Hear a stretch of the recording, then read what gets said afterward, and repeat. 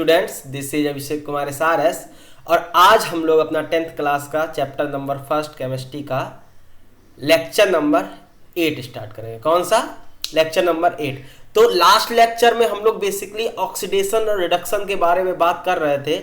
Oxidation के बारे में बात किया था, रिडक्शन के बारे में बात किया था। आज उसी को ही बढ़ा के हम लोग बात करते हैं रिडॉक्स रिएक्शंस के बारे में। ठीक है, रिडॉक्स रिएक्शंस बेसिकली कुछ खास नहीं होती हैं। जिन रिएक्शंस में ऑक्सीडेशन और रिडक्शन दोनों होता है उन्हें बोलते हैं रिडॉक्स रिएक्शंस। बात नहीं समझे? देखो, रेड मतलब होता है रिडक्शन, ऑक्स मतलब यहां पे ऑक्सीडेशन, तो दोनों को कंबाइन करके बनाया है हमारा क्या? रेडॉक्स। क्या बनाया है? रेडॉक्स। तो देखो बात, देखो क्या कह रहा था, reactions in which reduction in oxidation process take place simultaneously are known as redox reaction। मतलब ऐसी रिएक्शंस जिसमें रिडक्शन और ऑक्सीडेशन एक साथ हो रहा हो उन्हें बोलते हैं हम लोग रिडॉक्स रिएक्शन। या हम लोग बोल सकते हैं redox reaction in which gain or loss of hydrogen oxygen takes place. समझ आए? बोल सकते हैं क्या कि redox reaction in which gain or loss of hydrogen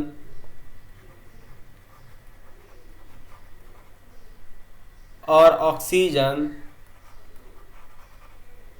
takes place. बात समझे कि नहीं? नहीं समझे? समझ गए? अच्छा, ये तो हमारा ओल्ड कॉन्सेप्ट से रिडॉक्स रिएक्शन का हुआ। या नया कॉन्सेप्ट जिसको हम लोग इलेक्ट्रॉनिक कॉन्सेप्ट बोलते हैं, इलेक्ट्रॉन लॉस और गेन के कॉन्सेप्ट में अगर बात करें तो क्या बोल सकते हैं? तो बोल सकते हैं दोज केमिकल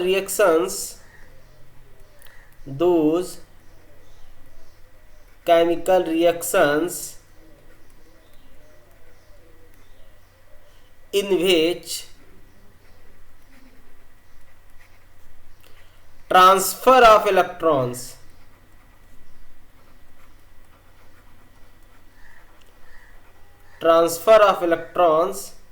takes place।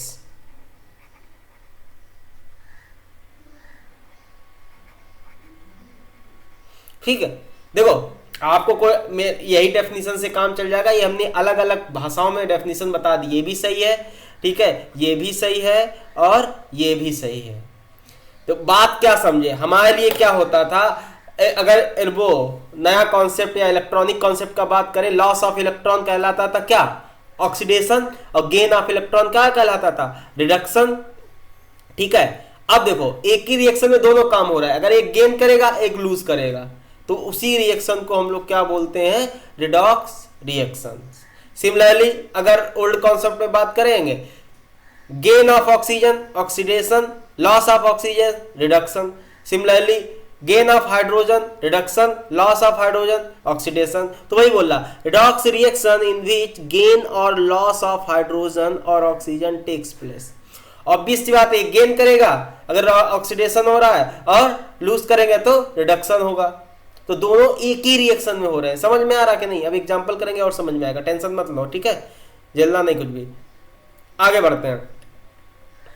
अब देखो, जो रिडॉक्स रिएक्शंस आपकी होती हैं वो बेसिकली मेनली दो पार्ट में होती हैं। ठीक है, any redox reaction have two half reactions. ठीक है, एक होती है ऑक्सीडेशन हाफ रिएक्शन, दूसरी होती है रिडक्शन हाफ रिएक्शन। अभी हम बताएंगे ये कैसे होती है। बेसिकली आधे पार्ट में ऑक्सीडेशन हो रहा होगा और आधे पार्ट में रिडक्शन हो रहा होगा। इसको दो पार्ट में डिवाइड किया कि ऑक्सीडेशन वाला पार्ट और रिडक्शन वाला पार्ट। जब दोनों कंबाइन करते हैं तो हमारी रिएक्शन कंप्लीट हो जाती है, जिस रिएक्शन हम लोग क्या बोलते हैं? Redox reaction. कोई दिक्कत नहीं, आगे बताएंगे एग्जांपल में तो और समझ में आएगा। तो अभी तक हम लोग देखो, बेसिकली रिडॉक्स रिएक्शन आपका ऑक्सीडेशन और रिडक्शन का कॉम्बिनेशन ही है। तो अभी तक हमने ओवरऑल क्या पढ़ा, देखो इससे समझ सकते हैं क्या बोल रहा है। अब देखो इसमें बोल रहा है, इसमें हमने 4-5 जो डेफिनेशन है सबको एक साथ हमने कंबाइन करके दिखाया है। ठीक है, ये दिया है आपका, ऑक्सीडेशन प्रोसेस इन्वॉल्व्स और रिड्यूसिंग एजेंट अंडरगोज। ऑक्सीडेशन जो करेगा वही रिड्यूसिंग एजेंट होगा। ये बात हुआ था लास्ट टर्म पे, झेल तो नहीं रहे। अगर ऑक्सीडेशन होगा जिसका, वही रिड्यूसिंग एजेंट होगा। सिमिलरली जिसका रिडक्शन प्रोसेस इन्वॉल्व होगा वही आपका ऑक्सीडाइजिंग एजेंट होगा। बात समझे कि नहीं? अब देखो सबसे पहली डेफिनेशन हमने पढ़ी थी कि addition of oxygen is known as oxidation. जिसमें जिस सब्सटेंस में ऑक्सीजन का एडिशन होगा उसको क्या बोलेंगे हम लोग, क्या बोलेंगे, ऑक्सीडेशन। और वही हमारा कैसे एक्ट करेगा, एज ए रिड्यूसिंग एजेंट। कैसे एक्ट करेगा, as a reducing agent. Similarly हमने बोला था अगर किसी सब्सटेंस में हाइड्रोजन का एडिशन होता है तो वो क्या कहलाएगा, रिडक्शन। क्या कहलाएगा, रिडक्शन। जिसमें हाइड्रोजन का एडिशन होता और वो कैसे एक्ट करेगा, एज ए क्या, एज ए ऑक्सीडाइजिंग एजेंट। तो वही हमने एक टेबल में बनाया ताकि आपको कुछ समझ में आ जाए, एक ही साथ कंफ्यूजन ना हो। ऐसे ही लॉस ऑफ हाइड्रोजन भी क्या बताता था, लॉस ऑफ हाइड्रोजन भी आपका बताता है क्या, ऑक्सीडेशन। ठीक है, और जो ऑक्सीडेशन जिसका होगा वो हमेशा कैसा होगा, रिड्यूसिंग एजेंट। ऐसे लॉस ऑफ ऑक्सीजन आपका क्या बताता था, रिडक्शन। ये तो हमारा ओल्ड कॉन्सेप्ट से या जो आपके 10th क्लास में एनसीईआरटी में डेफिनेशन लिखी है उसके हिसाब से ये हो गया। ठीक है, ये दोनों। अब देखो अगर किसी रिएक्शन में ऑक्सीजन और हाइड्रोजन ना हो तब हम क्या करेंगे, उसके हिसाब से क्या डेफिनेशन होगी, तब क्या बताते थे, एडिशन ऑफ इलेक्ट्रोनिगेटिव एलिमेंट। जैसे क्लोरीन, नाइट्रोजन, फ्लोरीन, ये आपके इलेक्ट्रोनिगेटिव एलिमेंट होते हैं। इलेक्ट्रोनिगेटिव एलिमेंट जो इलेक्ट्रॉन गेन करते हैं। ठीक है, अगर आपको ऐसे ऑक्सीजन या हाइड्रोजन ना दिखे रिएक्शन में तो आप इससे बता सकते हो कि एडिशन ऑफ इलेक्ट्रोनिगेटिव एलिमेंट। जब अगर एडिशन हो रहा होगा तो ऑक्सीडेशन होगा, और अगर इलेक्ट्रोपॉजिटिव एलिमेंट का एडिशन हो रहा होगा तो रिडक्शन होगा।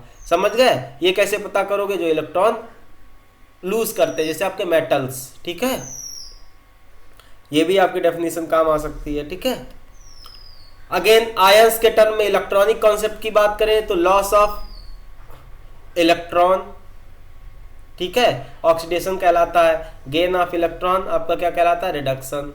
ठीक है, सिमिलरली देखो इसको अगर मान लो यहाँ पे अगर एडिशन ऑफ इलेक्ट्रोनिगेटिव टर्म का एडिशन हो रहा है यहाँ पे तो आपका ऑक्सीडेशन है। अगर इलेक्ट्रोपॉजिटिव एलिमेंट का रिमूवल हो रहा है, इलेक्ट्रोपॉजिटिव एलिमेंट जैसे मेटल्स अगर हट रहे हैं तो भी ऑक्सीडेशन होगा।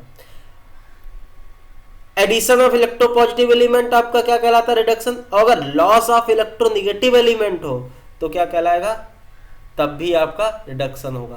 देखो ये 5 ही लैंग्वेज हैं अलग अलग फॉर्म में। आपको जो मेनली आपके बुक्स के अकॉर्डिंग आपको ये पहले वाले 2 तैयार रखने हैं जो लिखने हैं आपको। ठीक है, लिक्स है सारे सही आपके। ठीक है, ये आपका सबसे ज़्यादा सही है, लास्ट वाला मोस्ट अप्रोप्रिएट है। समझ में आया कि नहीं, पक्का। ठीक है ना। अब एक नया कॉन्सेप्ट सीखते हैं जो आपके बोर्ड से नहीं रिलेटेड है, आपके एनसीईआरटी से भी रिलेटेड नहीं है, एनटीएससी से रिलेटेड है। ठीक है ना, तो आराम से समझने का कोशिश करना, बहुत सिंपल तरीके से समझाएंगे। और ये आप हायर क्लासेस में 11th क्लास में आप फिर से पढ़ोगे। एक पूरा चैप्टर ही है रिडॉक्स रिएक्शन, समझ रहे हो, एक पूरा चैप्टर है रिडॉक्स रिएक्शन। तो कितना इंपॉर्टेंट है तो बस समझ ही रहे होगे। अब आते हैं ऑक्सीडेशन नंबर क्या होता है। ठीक है, एक टर्म होता है ऑक्सीडेशन नंबर। तो देखो डेफिनेशन देखते हैं। Oxidation number of the element is the residual charge which its atom has or appear to have when all other atoms form the molecules are assumed to be removed as ions by counting the shared electrons with more electronegative atoms। ठीक है, देखो समझो, देखो फिर से देखो, oxidation number of the element is the residual charge which its atom has or appear to have when all other atoms form the molecules। देखो बात समझो, ऑक्सीडेशन नंबर एक पर्टिकुलर एलिमेंट या एलिमेंट पे जो चार्ज रिसाइड करता है या जो चार्ज होता है वो पॉजिटिव चार्ज या निगेटिव चार्ज कुछ भी हो सकता है। कब होता है, जब ये एटम कंबाइंड करके क्या फॉर्म करते हैं, मॉलिक्यूल फॉर्म करते हैं। इतनी बात पहले समझो फिर आगे की बात बताते हैं। देखो कैसे, जैसे आपका NaCl है, NaCl में NaCl कब बना होगा, Na प्लस में होगा और Cl माइनस में होगा। बात समझो ये देखो, तो देखो ये इस Na एटम ने NaCl कब बनाया, जब Na ने एक इलेक्ट्रॉन लूज किया, मतलब इस पे +1 चार्ज आया, यही Na का ऑक्सीडेशन नंबर है। अगर ऑक्सीडेशन नंबर Na का पूछे जाए तो क्या आएगा, +1। बस इतनी सी बात है। इंग्लिश समझ में नहीं आई तो कोई बात नहीं, हिंदी में समझो। ऐसे Cl क्लोरीन है, क्लोरीन NaCl कब बना रहा है, जब Cl ने एक इलेक्ट्रॉन गेन किया तो ये -1 आया, तो यही -1 इसका क्या है, Cl का ऑक्सीडेशन नंबर है। बस इतना समझो, अभी ज्यादा कुछ एकदम डिटेल में समझने का कोई जरूरत नहीं है। बात समझे? आपको हम ऑक्सीडेशन नंबर से देखो बहुत डिटेल में, बेसिकली आपके क्वेश्चन हमने जो देखे हैं कभी के प्रीवियस ईयर एनटीएससी में, तो ऑक्सीडेशन नंबर निकालने को आ जाता है। एग्जैक्टली क्या होता है वो भी हम बता दे रहे हैं, ठीक है ना। अब देखो बात समझो यहाँ पे, अब क्या बोल रहा है, यहां तक तो हो गया। Form the molecule are assume to be removed as ions by counting the shared electrons with more electronegative elements. तो इस लाइन का मतलब देखो समझो, ये कह रहा है जैसे Na था, अब NaCl कैसे बना, फिर से समझो। Na ने क्या किया, एक इलेक्ट्रॉन लूज किया, क्या बनाया, Na+1 एक इलेक्ट्रॉन।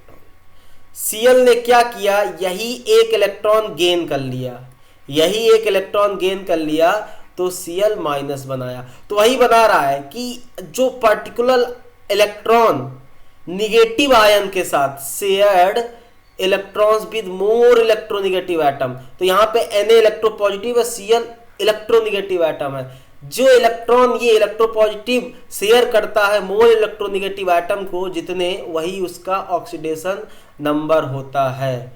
इसमें देखो, चलो ठीक है, ये बात समझ, अभी क्वेश्चन करोगे और समझ में आएगा। बात समझो, कुछ एलिमेंट्स का ऑक्सीडेशन नंबर फिक्स होता है, ये टेबल आप याद कर लेना, बहुत काम आएगी, ठीक है। कुछ एलिमेंट्स का ऑक्सीडेशन नंबर फिक्स होता है, ठीक है। जैसे सोडियम हो गया, पोटेशियम हो गया, इसका हमेशा +1 ही होगा, ये हमेशा एक इलेक्ट्रॉन लूज करेगा, समझ में आया, हमेशा +1 होगा। Na+, ठीक है, तो ये हमेशा सोडियम Na+ बनाता है, क्यों, हमेशा एक इलेक्ट्रॉन लूज करता है, तो हमेशा इसका Na का ऑक्सीडेशन नंबर क्या होगा, +1 ऑक्सीडेशन स्टेट होगा। ये देखो दिखा है, ऑक्सीडेशन स्टेट क्या होगा, +1 होगा, किसका, सोडियम और पोटेशियम। ऐसे कैल्शियम और मैग्नीशियम का हमेशा ये 2 इलेक्ट्रॉन लूज करते हैं, कितने इलेक्ट्रॉन लूज करते हैं, 2, तो इस पे हमेशा कितना आता है, +2। जैसे आप क्रिस क्रॉस रूल में जो चार्जेस होते हैं ना सिंगल एटम के, वही उसका समझ लो ऑक्सीडेशन नंबर होता है। ऑक्सीजन जनरली, हमेशा नहीं, जनरली 99% केस में -2 में रहता है, और आपके सिलेबस में -2 का ही रहेगा, ठीक है। हमेशा ये -2 मतलब 2 इलेक्ट्रॉन गेन करेगा, तो ऑक्सीजन का ऑक्सीडेशन स्टेट क्या होता है, -2 जनरली, ठीक है। हाइड्रोजन, हाइड्रोजन आपका एज ए मेटल भी एक्ट करता है, एज ए नॉन मेटल भी एक्ट करता है, मतलब ये इलेक्ट्रॉन लूज भी करता है और इलेक्ट्रॉन गेन भी करता है। तो ये या तो +1 में होगा या फिर -1 में होगा। विद मेटल्स, अगर ये मेटल के साथ कंबाइन कर रहा है, हाइड्रोजन अगर मेटल्स के साथ कंबाइन कर रहा है, जैसे सोडियम, पोटेशियम, ठीक है, कैल्शियम, मैग्नीशियम, इनके साथ कंबाइन कर रहा है, तो हमेशा +1 में होगा। समझ में आया कि नहीं, सॉरी -1 में होगा।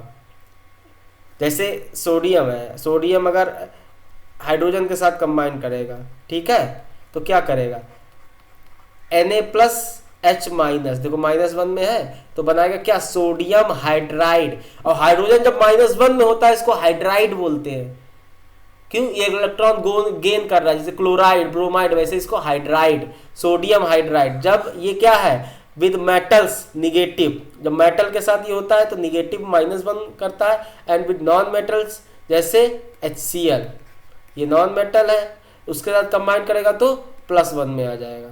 नहीं समझे, जैसे HCl है तो यहाँ पे Cl-, तो ये H+1, तो देखो, तो यहाँ पे क्लोरीन का ऑक्सीडेशन स्टेट -1 है, हाइड्रोजन का +1 है, ठीक है ना।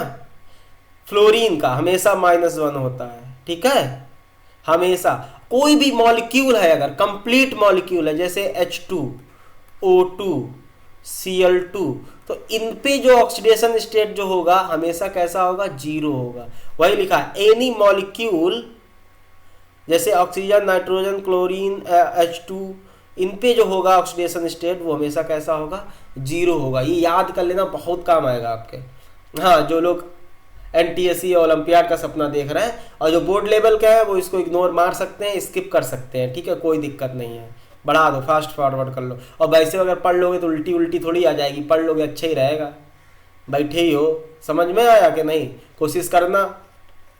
अगर कोई आयन है, आयन मतलब Cl माइनस, कोई आयन है बेसिकली, आयन जो कैटायन या एनायन, ठीक है, तो equal to the charge on that ion, जैसे मान लो NaCl है, ये आपका एक क्या है, आयन है। क्या है? आयन है। आयन क्यों है? क्योंकि ये पानी में टूटेगा अपने रिस्पेक्टिव चार्जेस में, रिस्पेक्टिव आयंस में, कैटायंस और एनायंस में। अब जो एक कैटायन पे होगा वही एनायन पे ही चार्ज होगा, तो वही बोला equal to the charge on the ion, और वही उसकी ऑक्सीडेशन स्टेट होगी। बात समझे कि नहीं?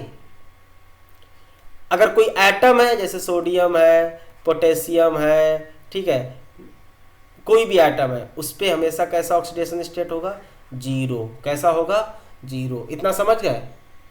बस अब देखो ये टेबल आप याद कर लेना। अब बाकी जो आएंगे, अब इन सारे इतने ही तो आपने बताया, बाकी का कैसे करेंगे? तो देखो बाकी का करने के लिए आपको क्या करना पड़ेगा, बाकी के लिए आपको हम एक तरीका बताते हैं ऑक्सीडेशन नंबर निकालने का, वो करते हैं। चलो देखो क्वेश्चन देखो, पहले ही देख लो, इसी का एग्जांपल फर्स्ट देखो। एल्यूमिनियम ऑक्साइड है आपका Al2O3, ठीक है, हमें ऑक्सीडेशन नंबर किसका निकालना है, एल्यूमिनियम का निकालना है। ऐसे ही क्वेश्चन आएंगे, ठीक है, हमें ऑक्सीडेशन नंबर निकालना है किसका, एल्यूमिनियम का। पूछ रहा है साफ साफ question, calculate the oxidation number of aluminium in Al2O3, ठीक है। अब देखो इसको कैसे करेंगे, कोई तकलीफ वाला बात है नहीं इसका। देखो हमारे पास क्या है, Al2O3, बात समझे। एल्युमिनियम का हमें पता करना है, तो एल्युमिनियम को हम लोग मान सकते हैं इस पे ऑक्सीडेशन नंबर कितना होगा, X। बात समझे, एल्युमिनियम पे पक्का। ऑक्सीजन पे आपको याद रखना है कितना होता है ऑक्सीजन पे, -2, ठीक है। और ओवरऑल इसके ऊपर कितना चार्ज होगा, कोई भी मॉलिक्यूल हो या कोई भी कंपाउंड हो, कोई भी सब्सटेंस हो, उस पर ओवरऑल चार्ज कितना होता है, 0, न्यूट्रल होता है ना, समझे। जब कोई मॉलिक्यूल होता है वो तो न्यूट्रल होता है, टोटल चार्ज तो 0 होता है सबके ऊपर, जितना निगेटिव होता है उतना ही पॉजिटिव होता है, तो टोटल 0 हुआ ना कि नहीं। तो बस ऐसे ही करना है। तो देखो एल्युमिनियम पे हमने मान लिया X, तो कितने एल्युमिनियम है, 2 एल्युमिनियम है, एक पे X है, 2 पे कितने होंगे, 2X। बात समझे कि नहीं। प्लस ऑक्सीजन पे कितना है, -2, कितना है, -2, कितने ऑक्सीजन है, 3, तो 3 इंटू -2, ये हो गया टोटल पॉजिटिव चार्ज, ये हो गया टोटल नेगेटिव चार्ज, और दोनों किसके बराबर होगा, 0 के बराबर होगा। होगा क्या 0 के बराबर।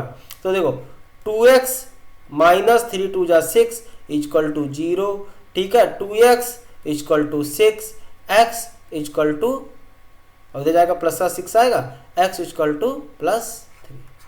हमेशा साइन के साथ लिखते हैं, तो मतलब एल्युमिनियम का यहाँ ऑक्सीडेशन स्टेट कितना है, +3 है। बात समझे कि नहीं। देखो यही लिखा है इसमें जो समझाया गया सोल्यूशन में, देखो यही ना है, दिया गया बिल्कुल सेम टू सेम।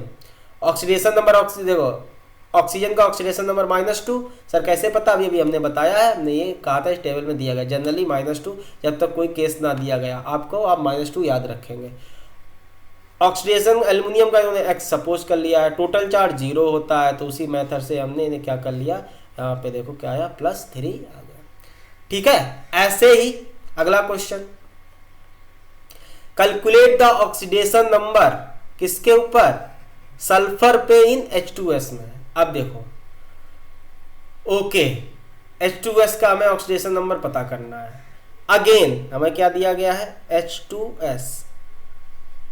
सल्फर आपका नॉन मेटल है, क्या है, नॉन मेटल है, तो ये हमेशा इलेक्ट्रॉन, अब यहाँ पे हाइड्रोजन, जब भी हाइड्रोजन नॉन मेटल के साथ कंबाइन करेगा तो कैसा होगा इसके ऊपर चार्ज, +1। हाइड्रोजन देख लो ऊपर अभी टेबल में देखो, हाइड्रोजन +-1 होता है, with metals negative and with non metals positive, समझे।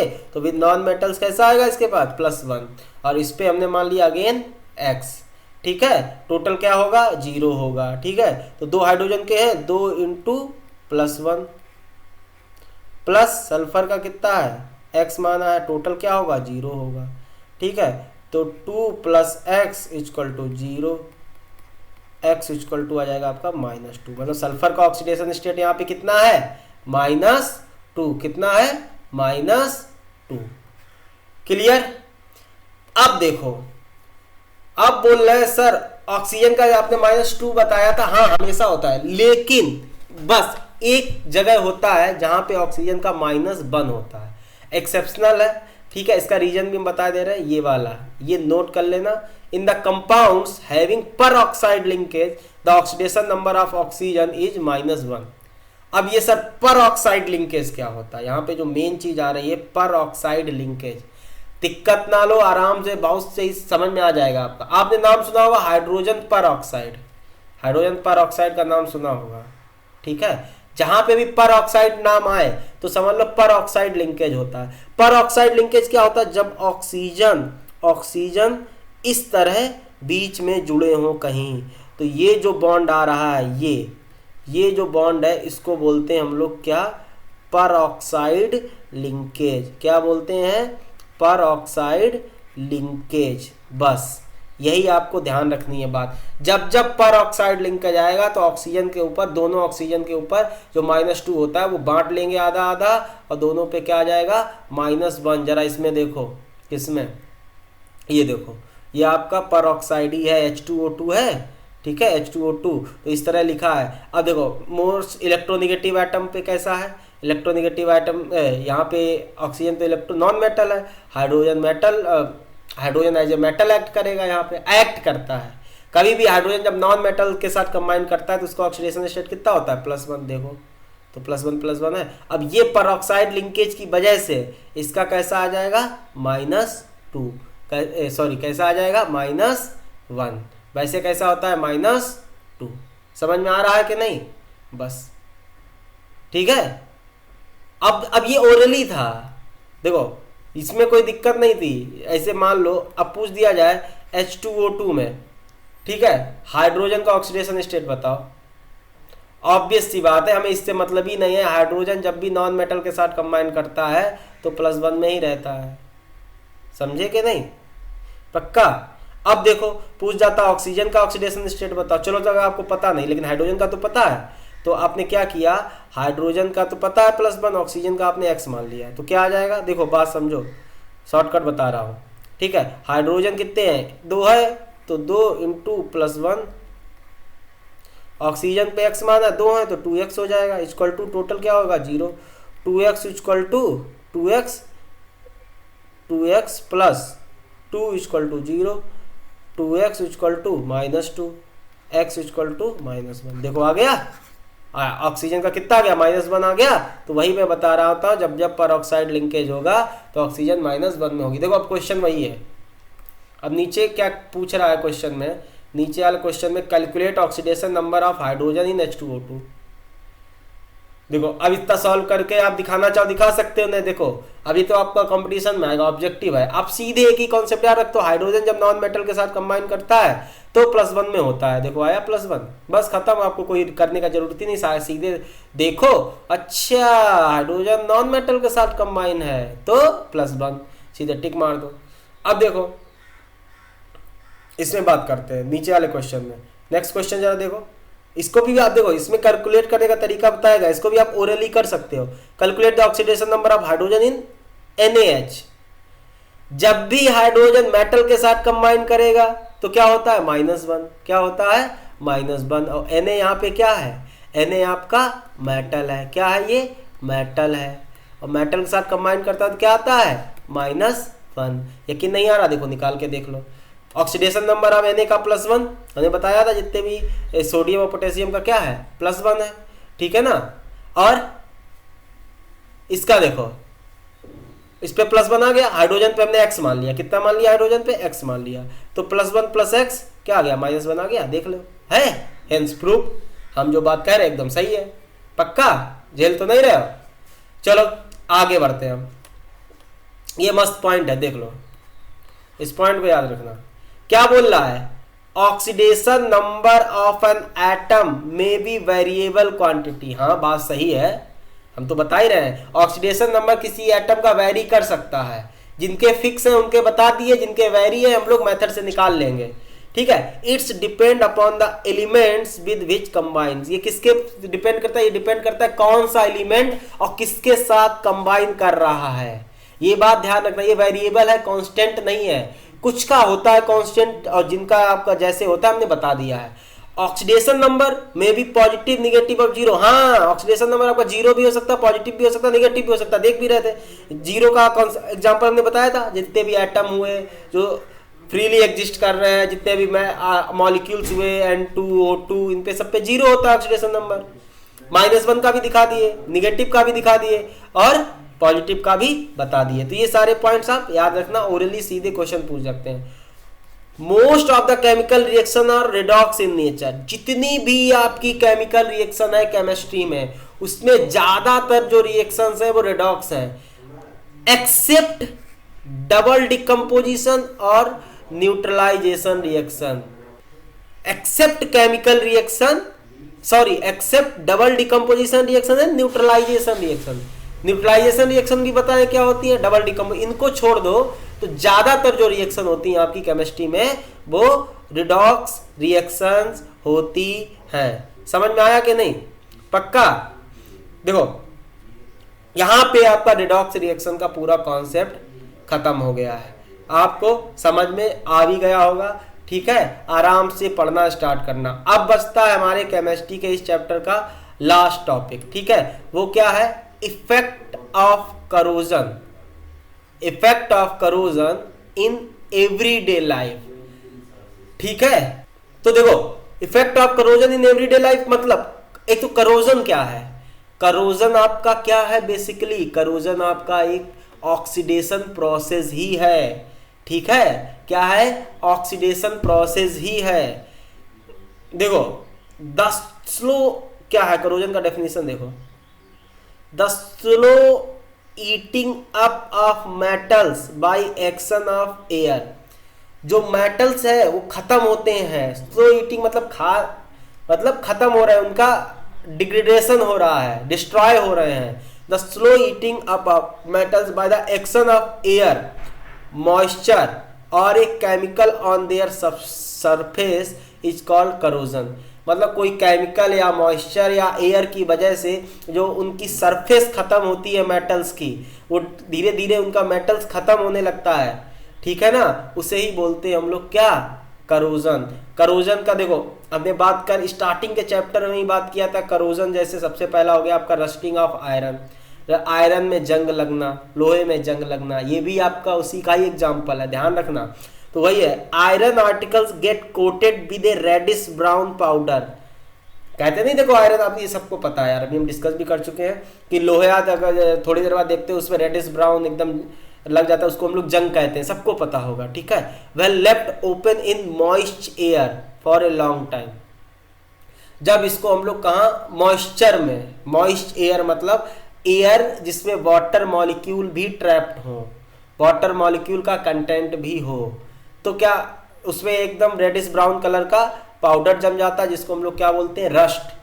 अब मॉइस्चर मतलब क्या, अगर किसी भी आयरन को आप वाटर में डाल दे देते हो in the presence of oxygen, ठीक है, या इन द प्रेजेंस ऑफ, भाई ऑक्सीजन कहाँ, एयर, तो भी आपका रस्ट लगेगा। बेसिकली हम यहाँ ये बताना चाहते हैं, रस्टिंग के लिए दो इसेंशियल चीजें, मैं यहाँ पे आयरन की रस्टिंग के लिए दो इसेंशियल चीजें हमें चाहिए, क्या क्या, आयरन, अरे भाई आयरन तो हो गई होगा, लोहे में जंग लगाएंगे तो लोहा तो हो गई होगा, तो आयरन छोड़ दो, क्या, एयर, एयर मीन्स ऑक्सीजन और वाटर। अगर पूछा जाए कि हमें एयर चाहिए कि ऑक्सीजन चाहिए, अरे भैया एयर में ऑक्सीजन तो हो गई होगा, ठीक है, तो इतना कोई दिमाग लगाने बात नहीं है। तो आयरन में जंग के लिए, रस्ट के लिए हमें दो चीजें चाहिए होती हैं, क्या, वाटर एंड एयर, या फिर बोला जाए मॉइस्ट एयर। मॉइस्ट एयर में दोनों आ जाती हैं, जिसमें आयरन भी, जिसमें आपका ऑक्सीजन भी होता है और वाटर मॉलिक्यूल भी ट्रैप होते हैं, ठीक है। अब ये क्या, कौन सी रिएक्शन होती है, ये रिएक्शन इंपॉर्टेंट है, याद रख लेना, ठीक है। और ये आपका जो रस्ट होता है, रस्ट का जो फॉर्मूला होता है, क्या बोलते हैं इसको, हाइड्रेटेड फेरिक ऑक्साइड। ये आपका फेरिक ऑक्साइड है, Fe2O3, ठीक है, Fe2O3 आपका क्या है, फेरिक ऑक्साइड है। अब इसमें .XH2O मतलब एक्स मॉलिक्यूल वाटर के ट्रैप्ड है, एक्स मॉलिक्यूल वाटर के ट्रैप्ड है। ये एक्स कुछ भी हो सकता है आपका 1 2 3 4 5 6 7 8 9 10 टिल इन्फिनिटी, ठीक है। बस तो इसीलिए इसका नाम बोलते हैं हम लोग हाइड्रेटेड फेरिक ऑक्साइड। बेसिकली जो रस्ट का फॉर्मूला होता है उसको हम लोग बोलते हैं हाइड्रेटेड फेरिक ऑक्साइड। ये बता रहा है कि जो आयरन है, जो फेरिक ऑक्साइड है जिसमें वाटर मॉलिक्यूल ट्रैप है, समझ में आया कि नहीं, इसी को ही बोलते हैं हाइड्रेटेड फेरिक ऑक्साइड। इसका फार्मूला होता है Fe2O3.XH2O, ठीक है। डॉट करके वाटर एक्स के डॉट करके जितने भी वाटर मिलते हैं उनको बोलते हैं वाटर ऑफ क्रिस्टलाइजेशन। क्या बोलते हैं? Water of crystallisation. चलो ठीक है, अब ये इसकी रिएक्शन है। क्या है? आयरन को जब हम वाटर में रखते, आयरन को जब हम एयर या ऑक्सीजन और वाटर की प्रेजेंस में रखते हैं तो हमारा रस्ट बनता है। क्या बोलता है? जिसको हम लोग हाइड्रेटेड फेरिक ऑक्साइड बोलते हैं। इसका फार्मूला क्या है? Fe2O3.XH2O। एक्स क्या है? Number of water molecules. क्या है? Number of water molecules. तो वही आपकी ये फार्मूला, ये बैलेंस रिएक्शन है। यही आपकी रस्टिंग ऑफ आयरन की बैलेंस केमिकल रिएक्शन है, ठीक है। ये किसकी बैलेंस केमिकल रिएक्शन है? ये आपकी है रस्टिंग ऑफ आयरन की, ठीक है। रस्टिंग ऑफ आयरन इंपॉर्टेंट है। समझ में आ रहा है कि नहीं? बोर्ड वालों के लिए भी वो खत्म हो गया एनटीएससी वाला, उतना ही था ऑक्सीडेशन नंबर का कॉन्सेप्ट। बात समझ रहे हो? एक एक चीज समझते चलना, झेलना बिल्कुल मत, ठीक है। आराम से पढ़ो। आज ये खत्म हो जाएगा पूरा चैप्टर वा, ठीक है। आगे एकदम पढ़ते रहना। बस एक चैप्टर बहुत डिटेल में पढ़ाया, बहुत धांसू तरीके से पढ़ाने का कोशिश किया है। अगर पूरा लेक्चर ले लोगे तो बोर्ड में तो 100 में 100 आएंगे ही आएंगे। बाकी अच्छे ओलंपियाड एनटीएससी में काफ़ी कुछ अच्छा कर ले जाओगे, ठीक है। देखो दूसरा, ये भी इंपॉर्टेंट है। दूसरा एग्जाम्पल करोजन का, सिल्वर और कॉपर लॉस देयर लस्टर। अब देखो, कभी भी देखना सिल्वर और कॉपर जब नया लाल एकदम चमचमा रहा होता है, थोड़े दिन बाद क्या करता है? उसकी चमक खत्म हो जाती है, ठीक है। सिल्वर पे आप देखना कैसा होता है, सिल्वर क्या करता है, उसके ऊपर देखना सिल्वर पे या चांदी पे ब्लैक कलर का कोटिंग आ जाता है और कॉपर पे ग्रीन कोटिंग आ जाता है, ठीक है। कैसा? ग्रीन कोटिंग आ जाता है। अब देखो, जो इस पे ब्लैक कोटिंग आ जाता है वो किसका होता है? बेसिकली सिल्वर सल्फाइड का। किसका होता है? सिल्वर सल्फाइड का। और कॉपर पे जो ग्रीन कोटिंग आ जाता है वो बेसिकली क्या होता है? Basic copper carbonate. कैसा होता है? Basic copper carbonate. ये भी बहुत इंपॉर्टेंट है, ध्यान रखना कि कार्बन पे जो कॉपर होता है उस पर जो ग्रीन कलर का कोटिंग होता है वो किसका होता है, और या कॉपर पे रस्टिंग के बाद या करोजन के बाद किस तरह की कोटिंग आती है? तो ग्रीन कलर की कॉपर पे। ये देखो रिएक्शन भी लिखा है, ठीक है। नीचे देखना रिएक्शन सिल्वर को, अब सिल्वर किसके साथ कोट करके सिल्वर सल्फाइड बनता है? ये क्या करता है? H2S gas. H2S गैस कहाँ मिलती है इसको? सर हमारे घर में तो है नहीं, एयर में। तो ये जो सिल्वर होता है, जो एयर में H2S गैस प्रेजेंट होती है ना, उसके साथ कंबाइन करके क्या बना लेता है? Silver sulphide. क्या बना लेता है? Silver sulphide Ag2S। ये किस कलर की होती है? ब्लैक कलर की, और साथ में हाइड्रोजन गैस बनाता है, वो निकल जाती है, ठीक है ना।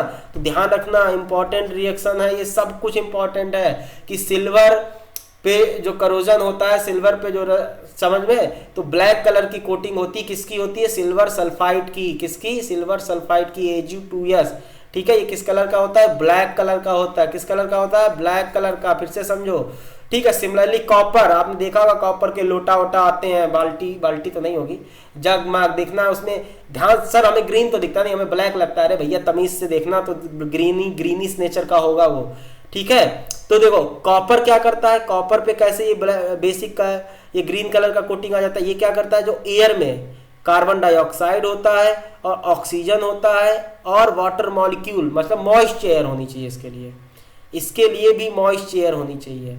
तो इनसे कंबाइन करके एक नया कंपोनेंट बनाता है CuCO3 डॉट CuOH का होल ट्वाइस, जिसको हम लोग बोलते हैं बेसिक कार्बोनेट। क्या बोलते हैं? Basic copper carbonate. Basic copper carbonate क्या बोलते हैं? ये सब याद रखना है बेटा। बेसिक कॉपर कार्बोनेट, ये किस कलर का होता है? ग्रीन कलर का होता है। किस कलर का होता है? ग्रीन कलर का। अब देखो हमने अभी 3 मेटल का यहाँ सीखा है। आयरन पे रेडिश ब्राउन कलर का कोटिंग होता है जिसको जो रस्ट होती है बेसिकली Fe2O3.XH2O। सिल्वर पे आपके ब्लैक कलर का कोटिंग होता है जिसका फार्मूला होता है Ag2S, सिल्वर सल्फाइड बोलते हैं। और कॉपर आपको आपका ग्रीनिश कलर का कोटिंग होता है या रस्टिंग जो क्या कहते हैं, जो बेसिकली करोजन होता है वो किस कलर का होता है? ग्रीनिश कलर का होता है जिसको बोलते हैं बेसिक कॉपर कार्बोनेट, जिसका फार्मूला होता है CuCO3.CuOH का होल ट्वाइस। बात समझे? अब देखो सिल्वर में करोजन के लिए हमें किसकी जरूरत होती है? सिर्फ एयर की। तो नॉर्मल सिल्वर अगर एयर में ही रख दोगे ना तब भी करोड कट जाएगा, तब भी उस पर।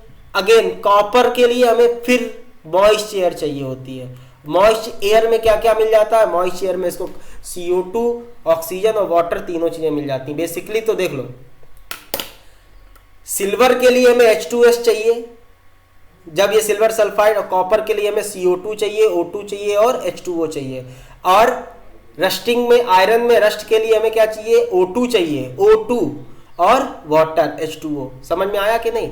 बस ये सारी चीजें आप बेसिक छोटी छोटी चीजें याद जरूर रखना, ठीक है। बहुत सारे क्वेश्चन देखो, क्वेश्चन डिस्कस करने पहले अगर उस कॉन्सेप्ट ही क्लियर हो तो हर बहुत सारे क्वेश्चन का आंसर मिल जाएगा, ठीक है।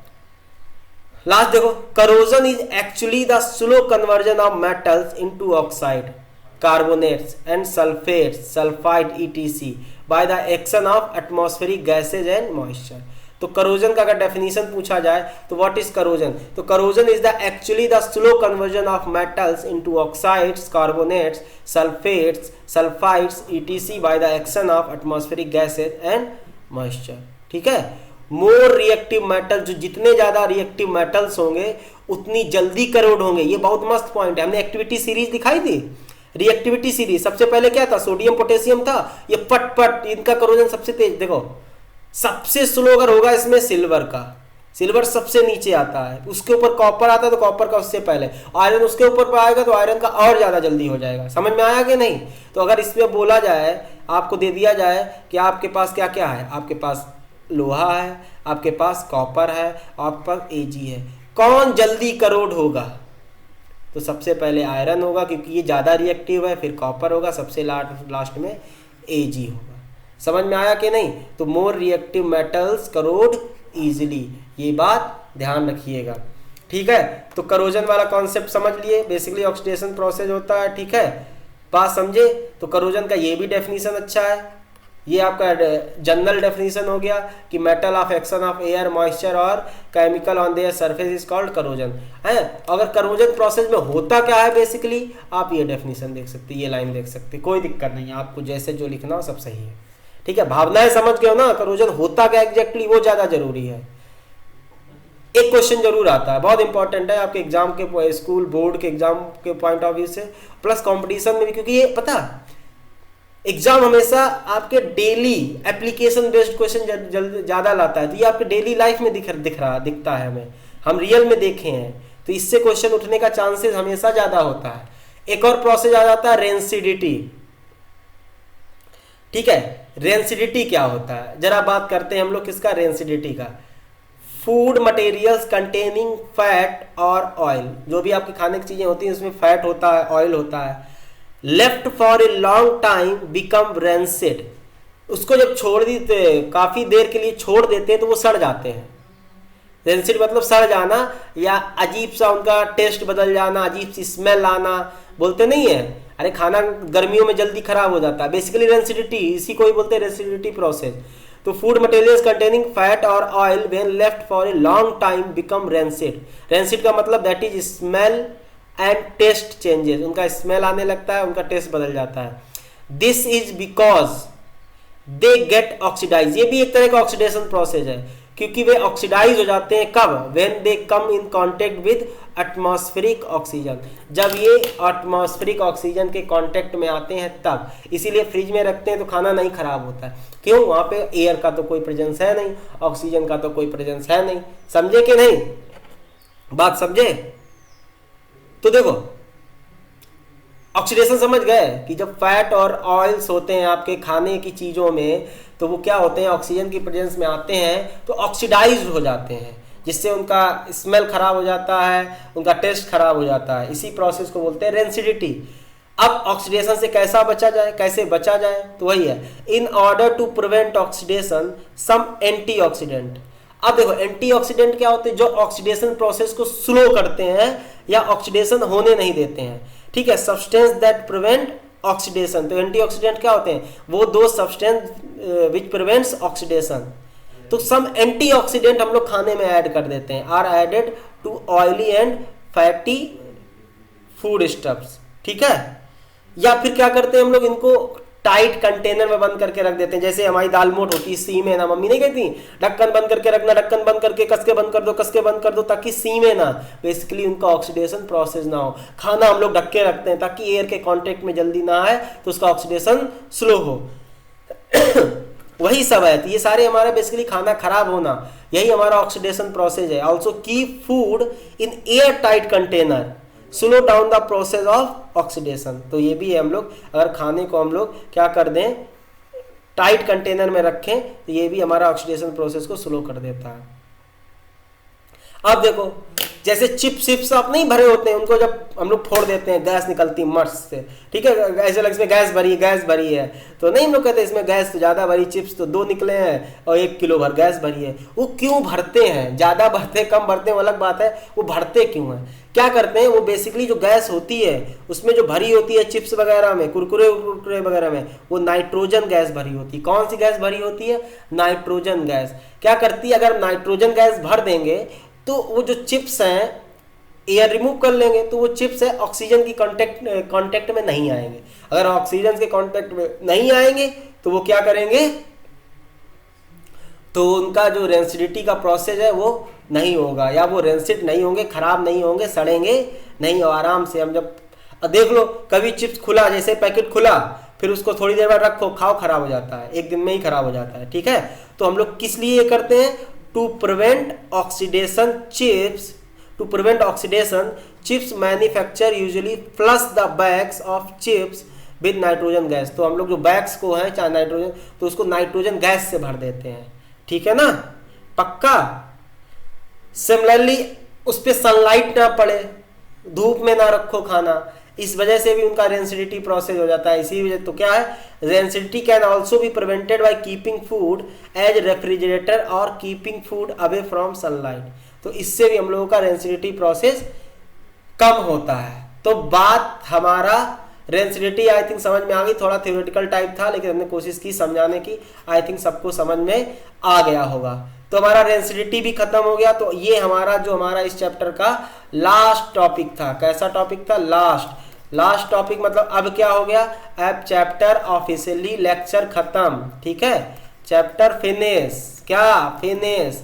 अब आपको करना क्या है, क्या करना है आपको, देखो अब आपको पहले तो सारे लेक्चर बहुत अच्छे से एक एक चीज लेनी है, सारे नोट्स प्रॉपर मेंटेन करने हैं, फिर एक बार पूरे लेक्चर्स को रीड करना है, उसके बाद उठाओ एनसीईआरटी के क्वेश्चंस सारे लगा डालो, ठीक है।